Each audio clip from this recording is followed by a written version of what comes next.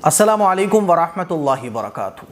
5 وقت کی فرض نمازوں کے بعد جس نماز کا سب سے بڑا درجہ ہے وہ تہجد کی نماز ہے۔ تہجد کی نماز پڑھنے کے 3 طریقے میں آپ لوگوں کو بتانے جا رہا ہوں، کیونکہ کچھ لوگ کنفیوز رہتے ہیں۔ بعض لوگ یہ سمجھتے ہیں کہ تہجد کی نماز کے لیے سونا ضروری ہے، بعض لوگ یہ سمجھتے ہیں کہ جناب علی وہ سحری کے ٹائم میں، یعنی تہجد کا جو ٹائم ہے وہ رات کا آخری حصہ ہے۔ اب کیا ہوتا ہے، آج کل جاگنے کی عادتیں تو چل رہی ہیں، 12 1 بجے تک جاگنا، تو غلط فہمی کی وجہ سے بہت سارے لوگ تہجد پڑھنا چاہتے ہیں لیکن علم نہ ہونے کی وجہ سے وہ تہجد کی نماز سے محروم ہو جاتے ہیں۔ تو اسی لیے میں نے سوچا کہ یہ 3 طریقے آپ کو بتاؤں کہ تہجد کی نماز پڑھنے کے 3 طریقے کون کون سے ہیں۔ دیکھیے، اللہ کے نبی صلی اللہ علیہ وسلم کی احادیث سے یہ تینوں طریقے ثابت ہیں۔ پہلا طریقہ یہ ہے کہ آپ عشاء کی نماز پڑھنے کے بعد تہجد کی نماز پڑھ لیں، ٹھیک ہے، کیونکہ تہجد کی نماز کا جو ٹائم ہے وہ شروع ہو جاتا ہے عشاء کی نماز کے بعد سے لے کر سحری کا ٹائم ختم ہونے تک۔ یہ پورا کا پورا ٹائم جو ہے نا تہجد کا رہتا ہے۔ ہاں، وہ الگ بات ہے کہ جیسے جیسے رات گزرتی ہے تہجد کی فضیلت بڑھتی چلی جاتی ہے، اور رات کا جو آخری حصہ ہے وہ تہجد کے لیے بیسٹ مانا جاتا ہے۔ اور آپ علیہ الصلوۃ والسلام کا معمول بھی یہ رہا کہ آپ علیہ الصلوۃ والسلام تہجد کی نماز رات کے آخری حصے میں پڑھا کرتے تھے، اور یہ نماز کا، تہجد کی نماز کا بیسٹ ٹائم ہے۔ اسی لیے اگر آپ کو تہجد کی نماز بیسٹ ٹائم میں پڑھنی ہے تو پھر آپ رات کے آخری حصے میں پڑھو۔ جیسے کہ رمضان میں ہم لوگ سحری کرنے کے لیے اٹھتے ہیں، تو وہ جو رمضان میں سحری کرنے کے لیے اٹھتے ہیں وہی ہے رات کا آخری حصہ، اور یہ تہجد کی نماز پڑھنے کا بیسٹ ٹائم ہے۔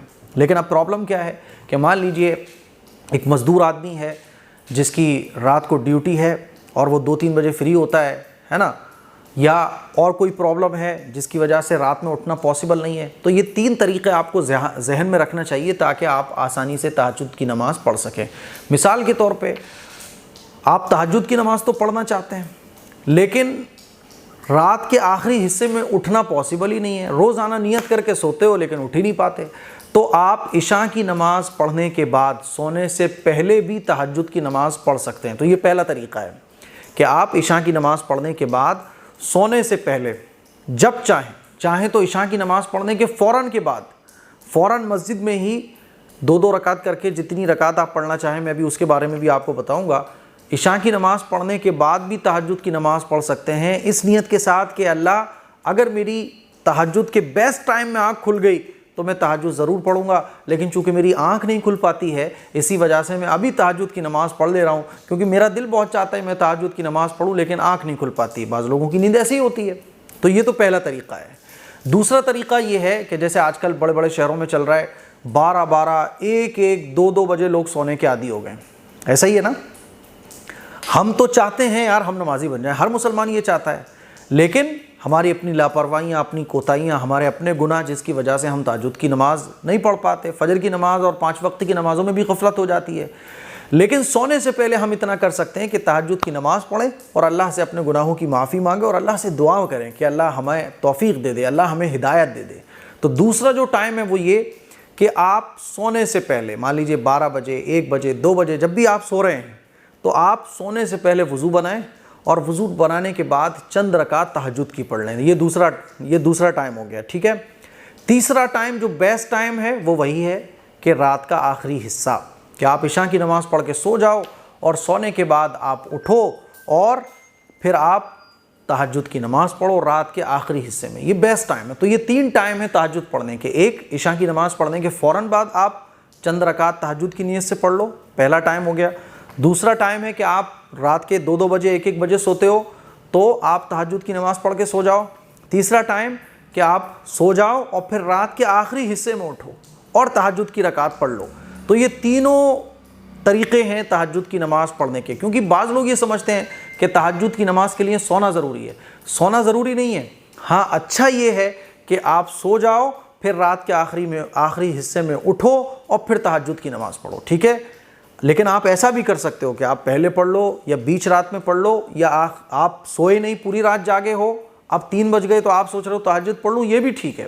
بات سمجھ آ رہی ہے کہ نہیں آ رہی ہے؟ آپ تہجد پڑھ کر بھی سو سکتے ہو۔ مان لیجیے آپ نے تہجد کی نماز پڑھی 2 बज रहे हैं और अभी फजर की नमाज में 3 घंटे हैं, तो आपने सोचा चलो मैं 3 घंटे आराम कर लेता हूँ, तो ये भी जायज़ है। अल्लाह के नबी सल्लल्लाहु अलैहि वसल्लम से ये भी साबित है। तो मैं आप लोगों को ये बताना चाहता हूँ कि अगर तहज्जुद की नमाज़ पढ़ने का आपका मन कर रहा है, लेकिन आप यही समझते हो कि नहीं वो रात के आखिरी हिस्से में ही नमाज़ पढ़ी जाती है, तो इस गलतफहमी को दूर करिए। और तहज्जुद की नमाज़ ये दुआओं के कबूल होने का मौका है। आप रात को लेट सोते हो, तहज्जुद पढ़ के सो। आपकी रात में तहज्जुद के वक्त में आँख नहीं खुल पाती है तो कोई बात नहीं, इशा की नमाज़ पढ़ने के फ़ौरन बाद तहज्जुद के कुछ रकात पढ़ लो, और रात में आँख खुल जाए तो भी आप तहज्जुद पढ़ सकते हो, ठीक है। लेकिन तहज्जुद की नमाज़ हफ्ते में, महीने में, 15 दिन में, 10 दिन में ज़रूर पढ़ने की कोशिश कीजिएगा। तहज्जुद की कितनी रकात होती हैं, तो कम से कम 2 रकात और ज़्यादा से ज़्यादा 12 रकात तहज्जुद की होती हैं, ठीक है।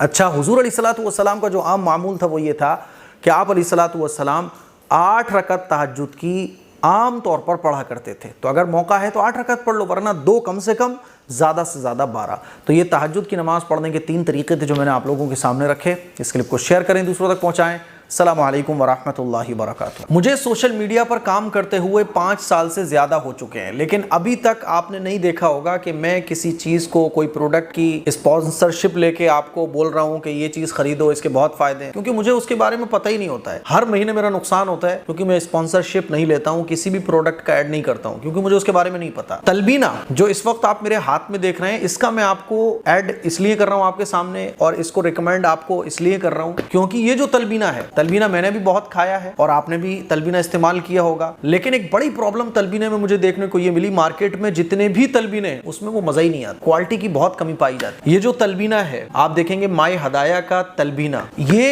ऐसा तलबीना है जो पर्सनली मुझे बहुत पसंद है, और ये इंशाल्लाह आपको एक बार अगर आप इसको टेस्ट कर लोगे तो आपको इसके अलावा कोई और तलबीना भाएगा ही नहीं। इस तलबीने के साथ क्वालिटी में कोई कॉम्प्रोमाइज नहीं किया गया है, भर भर के क्वालिटी इसके अंदर रखी गई है। आप देख सकते हैं कि इसके अंदर बार्ले फ्लोर है, कैशू है, रेजिन्स हैं, डेट्स, पिस्ता, आमंड और बहुत सारी ताकत की चीजें इसमें मिलाई गई हैं। और तलबीने के फायदे क्या हैं आप लोग गूगल कर सकते हैं, बेशुमार फायदे तलबीने के हैं। हम लोग जो है ना जिम करने वाले बंदे खास तौर पर क्या करते हैं ना, वो ताकत के लिए प्रोटीन के डिब्बे पी रहे हैं और वो पाउडर के डिब्बे खा रहे हैं, वो डोले बनाने के लिए जो है ना पाउडर पी रहे हैं जो नुकसान पहुंचाते हैं बॉडी को। ताकत के लिए आप तलबीना खा सकते हैं, जिस्म में कमजोरी है आप इस तलबीने को यूज कर सकते हैं। उठते बैठते आंखों में अंधेरा आ जाता है, दिल की बीमारियों को दूर करने के लिए और वजन को कम करने के लिए, जिस्म को सेहतमंद रखने के लिए, कमजोरी को दूर करने के लिए, बेशुमार फायदों में तलबीना फायदा पहुंचाता है। अल्लाह के नबी सल्लल्लाहु अलैहि वसल्लम के जमाने में तलबीने को बहुत पसंद भी किया जाता था, इसीलिए आप एक बार इस तलबीने को जरूर ट्राई कीजिएगा। मैं आपको गारंटी दे रहा हूं कि ये तलबीना आपको बहुत पसंद आने वाला है। ऑर्डर करने के लिए आप इस नंबर पर भी जा सकते हैं और वेबसाइट myhadaya.in, इस वेबसाइट पर भी आप विजिट कर सकते हैं। मैं आपको फिर बोल रहा हूं कि इस तलबीने को यूज करने के बाद, क्योंकि मैं इसको पर्सनली यूज कर रहा हूं, इस तलबीने को यूज करने के बाद आपको कोई और तलबीना पसंद नहीं आएगा, इतना इसके अंदर आपको क्वालिटी वाइज आइटम